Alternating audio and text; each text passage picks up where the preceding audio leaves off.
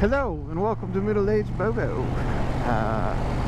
Today, so we got a tractor coming up here. That's what happens when you're in rural Alabama. Today I wanted to talk about the challenges of finding gear for an overweight person or a heavy person. It's not an excuse not to get the right gear in my eyes. You just got to do a little bit of digging, and the majority of the places out there have free shipping over, you know, $25 or $35 or $40, and free returns or free swaps.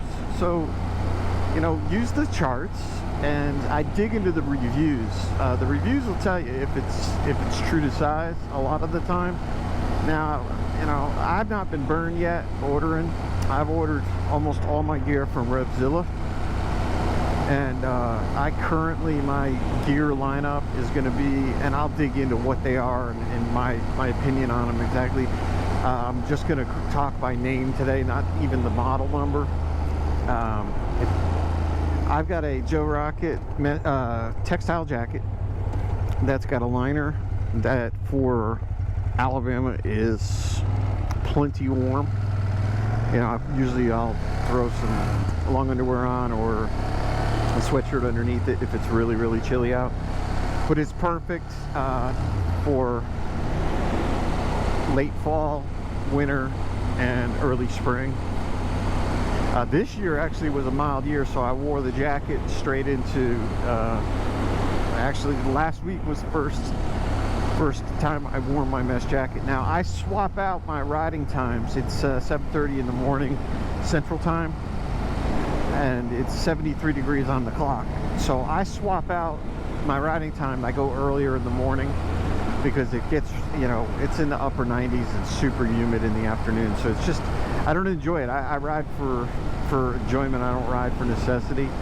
So I choose to try to alter the time. But let's get back to the topic. I have Kevlar jeans, which I lucked out, and I'll put the brand up, and I don't, you know, this was a year ago, or more than a year ago, a year and a half ago, but Revzilla had a special. I think it was a closeout, and I got 2 pairs for the price of 1, but you're very limited on pants if your waist is, you know, over a certain size. You know, I for riding and having the comfort, I like a 44 waist. As far as the height, I have a 29-inch inseam, which is, you know, in a 44 you're supposed to be a taller guy as far as the manufacturers are concerned. So I got a handy wife, and she can hem them up and then make sure that they're good for me, or my mom comes and visits. My mom's super good. My mom did these, I think. But so I found these pants, and I'll put them up top what they are, and they're good. I like them.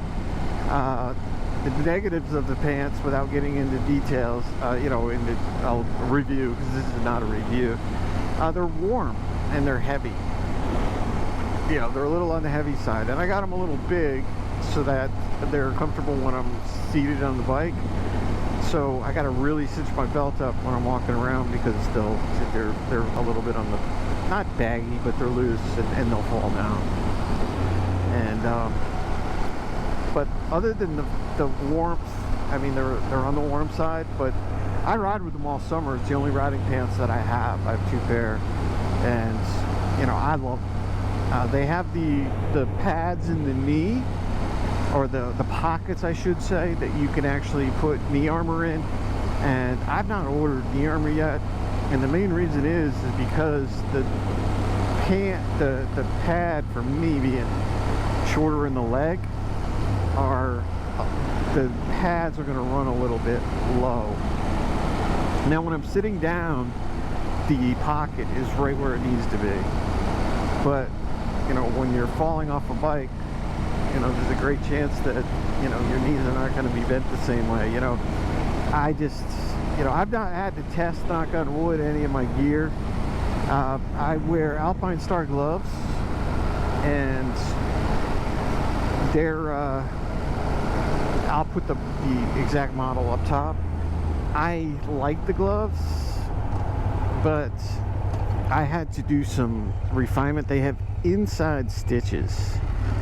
They're stitched on the inside of the glove, and there was a few stitches that just poked the living crap out of my fingers and were really, really annoying. In fact, I got one on my pointer finger that I need to get out.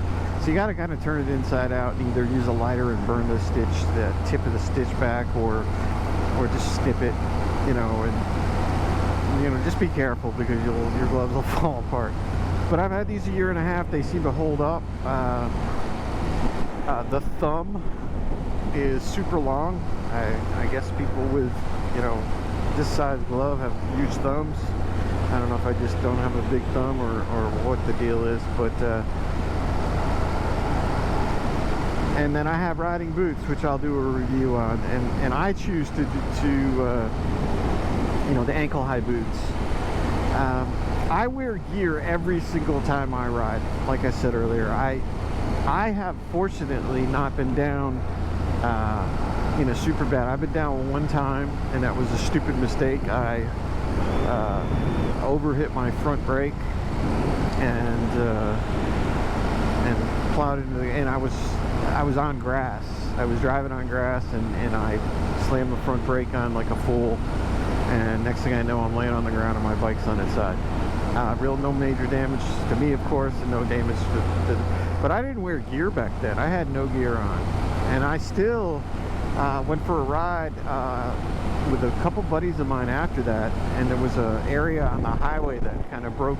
There was a road that went on to two different highways. It was in Daytona Beach, Florida. You could either go on 95 north and south, or you could jump on I-4, which goes to Orlando.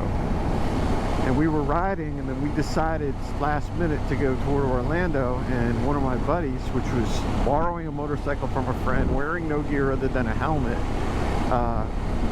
and it was a leader bike, so it was way too big for his experience.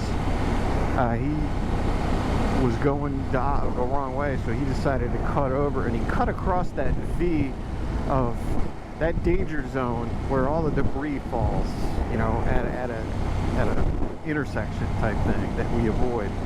And he hit that gravel, and I looked in my mirror, and he just was sliding on his back. And the road rash was just, was unbelievable road rash. So, spending time in the hospital with him, watching how they cleaned up the road rash, I lived vicariously through him in that case. So hopefully I never have to test any of this gear out, but I wear it every single time.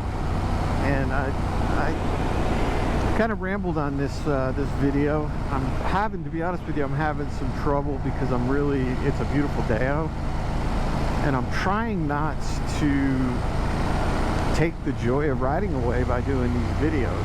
I enjoy doing these videos. Let me explain a little bit. I have to concentrate and I have to think. I'm not really looking around and enjoying the air and enjoying the bike. So I don't talk and I don't do videos. I ride a couple hours and I'm only taking 20 minutes to snip it out of it. But hello all. I didn't want to end with a because something happened with my audio, and it was all crackly toward the end. It looks like my mic might have backed out. So I just wanted to thank you guys for spending this much time with me. And if you like something you heard, or you want to see my growth in my channel, please like, subscribe, and comment. I love the interaction, and I hope you all have a wonderful week, and we'll talk to you soon.